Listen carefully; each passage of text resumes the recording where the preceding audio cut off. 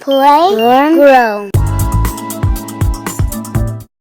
Every PK dual language classroom has to have the following 6 charts that I'm going to show you and that my partner Yoeli is going to show you.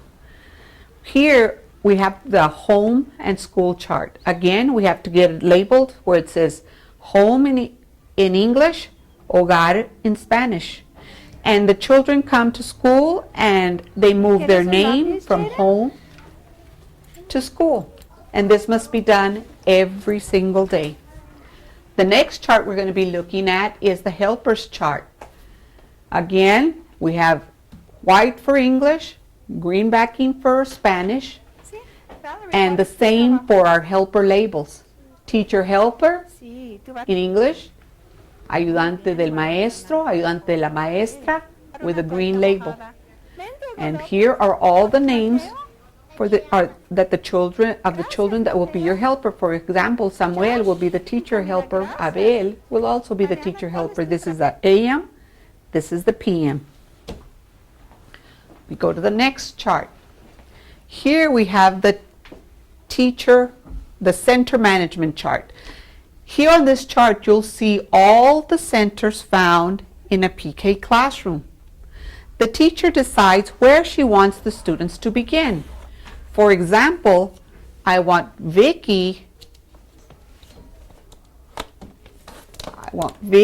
and Autumn to begin at the Writer Center, and some other students to begin at the iPads and the Library Center and so forth.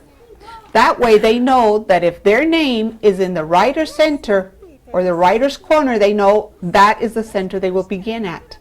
Of course, if we are working in Spanish, because we are a dual language classroom, we flip it and you follow the same procedure, but everything is written in Spanish on a green background. Another chart that we find in a pre-K dual language classroom is our pre-K schedule. Every child needs to know what is going on in their day. For example, their English schedule is in a white background with all the different things that they do during the day, the meet and greet, the daily news, read aloud, circle time, etc.